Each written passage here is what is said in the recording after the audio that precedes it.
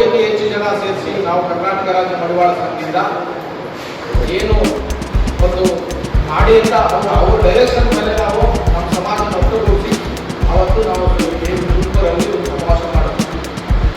ಆ ಸಮಾವೇಶ ಮಾಡೋಕ್ಕೆ ತುಂಬ ಹಣ ಖರ್ಚಾಯಿತು. ಯಾರಕ್ಕೂ ₹1 ದುಡ್ಡಾಗುತ್ತೆ ಅವತ್ತು ಸಮಾವೇಶಕ್ಕೆಲ್ಲ ಕೆ.ವಿ. ಅಮರನಾಥ್ ಅವರೇ ಖರ್ಚು ಮಾಡಿ ಸಮಾವೇಶಕ್ಕೆ ವರ್ಷಗಳು 1 ಕೋಟಿಗೂ ಅತಿ ಹೆಚ್ಚು ಖರ್ಚು ಮಾಡಿ ಸಮಾವೇಶ ಮಾಡಿಸಿದ್ರು.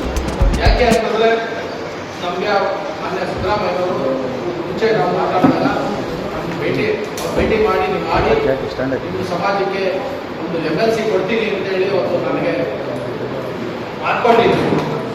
ಅವತ್ತು ನಾವು ಮಾತ್ಕೊಟ್ಟಿದ್ದಕ್ಕೆ ನಾವು ಇಡೀ ಸಮಾಜನ ಒಟ್ಟಾಗಿ ಸೇರಿಸಿ ಇಡೀ ರಾಜ್ಯಾದ್ಯಂತ ಎಲ್ಲ ಕರೆಸಿ ಒಂದು 1 ಲಕ್ಷ ಹೆಚ್ಚು ಜನ ಕರೆಸಿ ಇದ್ರು. DK ಶಿವಕುಮಾರ್ ಇಬ್ರು ಹೇಳಿದ್ದಾರೆ ನಿಮ್ಮ ಸಮಾಜಕ್ಕೆ ಒಬ್ಬ MLC ಕೊಡ್ತೀನಿ ಅಂತ. ಅದನ್ನ ಕೆ.ವಿ. ಅಮರನಾಥ್ಗೆ ಕೊಡ್ಬೇಕು. ಯಾಕೆಂದ್ರೆ ಇಡೀ ರಾಜ್ಯಾದ್ಯಂತ ನಮ್ಮ ಮಡಿವಾಳರ ಮಕ್ಕಳಿಗಾಗಲಿ ಹಾಸ್ಟೆಲ್ ಹುಡುಗರಿಗಾಗಲಿ ಯಾವುದಕ್ಕೆ ಆಗಲಿ ಯಾರಿಗೆ ಹೋದ್ರೂ ಸಹಾಯ ಮಾಡ್ತಾ ಸಮಾಜದ ಒಂದು ನಮ್ಮ ನೆರಳಾಗಿ ಇಟ್ಕೊಂಡು ನಮ್ಮ ಸಮಾಜಕ್ಕೆ ಹೆಚ್ಚಿನ ಪ್ರೋತ್ಸಾಹ ಮಾಡಿಕೊಂಡು ಬರ್ತಾ ಇದ್ದಾರೆ.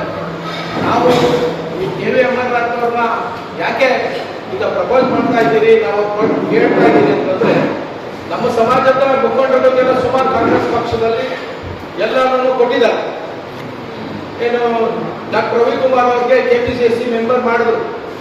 ಸ್ವಾತಂತ್ರ್ಯ ಬಂದಾಗಿಂದ ಯಾರು KPSC ಮೆಂಬರ್ ಮಾಡಿಲ್ಲ. ಒಂದು ಮಡಿವಾಳ ಕೊಡಬೇಕು ಅಂತ ಆವಾಗ ಸಿದ್ದರಾಮಯ್ಯವರು ಕೊಟ್ಟಿದ್ದಾರೆ. ಈಗ ಅವರು ಪಾಪ ಡಾಕ್ಟ್ರು ಕೊಟ್ಟಿರೋದ್ರಿಂದ ಅವರು ಏನು ಸಿದ್ದರಾಮಯ್ಯನವರಿಗೆ ಪರ್ಸನಲ್ ಡಾಕ್ಟರ್ ಇರೋದ್ರಿಂದ ಅವ್ರಿಗೆ ಕೊಟ್ಟರು. ಅವ್ರ ಅವಧಿ ಮುಗಿದೋದ್ಮೇಲೆ ಮತ್ತೆ ಈಗ ಸ್ಪೆಷಲ್ ಏನು ಡಾಕ್ಟರ್ ಆಗಿ ಅವರು ಕ್ಯಾಬಿನೆಟ್ ದರ್ಜೆಗೆ ತಗೊಂಡಿದ್ರು. ಅವ್ರಿಗೆ ಸ್ಥಾನಮಾನ ಕೊಟ್ಟಿದ್ದಾರೆ. ಕೆ.ವಿ. ಅಮರನಾಥ್ ಅವ್ರನ್ನ ಕಾಂಗ್ರೆಸ್ ಪಾರ್ಟಿಗೆ ನಾನು ಜೊತೆ ಕರ್ಕೊಂಡ್ಬರ್ಬೇಕಾದ್ರೆ ಆಶ್ವಾಸನೆ ಕೊಟ್ಟಿದ್ದೆ.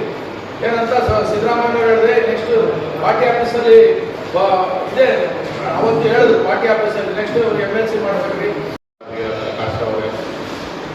ಹಾಗೆ ಉಪಾಧ್ಯಕ್ಷರಾದ ರಾಜೇಂದ್ರವರೇ, ಖಜಾಂಚಿಗಳಾದ ಅಭಿನಂದನವರೇ, ಕೋಲಾರ ಜಿಲ್ಲಾಧ್ಯಕ್ಷರಾದ ರಾಜಗೋಪಾಲ್ ಅವರೇ, ತುಮಕೂರು ಜಿಲ್ಲಾಧ್ಯಕ್ಷರಾದ ಲಕ್ಷ್ಮಣರವರೇ, ಯಲಹಂಕ ಮಡಿವಾಳ ಸಂಘದ ಅಧ್ಯಕ್ಷರಾದಂಥ ಕಾರ್ಯದರ್ಶಿಗಳಾದಂತಹ ನಮ್ಮ ಬಾಬುರವರೇ ಹಾಗೂ ವೇದಿಕೆ ಮೇಲೆ ಮಂಡ್ಯ ಜಿಲ್ಲಾಧ್ಯಕ್ಷರಾದ ರವಿಯವರೇ, ನಮ್ಮನ್ನೆಲ್ಲ ಕರೆಸಿದ್ದ ಉದ್ದೇಶ ಏನಿಲ್ಲ. ಈ ರಾಜ್ಯದಲ್ಲಿ ಮಡಿವಾಳ ಸಮಾಜ ಶೋಷಿತ ಸಮಾಜವಾಗಿ ಕಾರಣ ನಮಗೂ ಗೊತ್ತು. ಈಗ ರಾಜ್ಯ ನಡೆಸುತ್ತಿರತಕ್ಕಂಥ ರಾಜಕೀಯ ವ್ಯಕ್ತಿಗಳು ಮಾನ್ಯ ಮುಖ್ಯಮಂತ್ರಿಗಳಾದ DK ಶಿವಕುಮಾರ್ ಅವರಿಗೆ, ಸನ್ಮಾನ್ಯ ಶ್ರೀ ಮಾಜಿ ಮುಖ್ಯಮಂತ್ರಿಗಳಾದ ಸಿದ್ದರಾಮಯ್ಯನವರಿಗೆ ನಾವು ತಿಳಿಯಬಯಸುವುದೇನೆಂದರೆ, ಈ ಕರ್ನಾಟಕದಲ್ಲಿ ನಾವು ಸಣ್ಣ ಸಮಾಜ, ಶೋಷಿತ ಸಮಾಜ, ಇದಕ್ಕೆ ಹೇಳೋರು ಕೇಳೋರು ಯಾವಿದ್ದಂಗೆ ಆಗಿಲ್ಲ. ಅಂದರೆ ಯಾವ ನಮ್ಮ ರಾಜಕೀಯ ಅಂತ ಹೇಳ್ತಾ ಇದ್ದೀವಿ, ಆ ರಾಜಕೀಯದಲ್ಲಿ ನೆಲೆಯಿಲ್ಲತಕ್ಕಂಥ ಒಂದು ಜಾತಿ ಅಂದರೆ ಅದು ನಮ್ಮ ಮಡಿವಾಳ ಸಮಾಜ.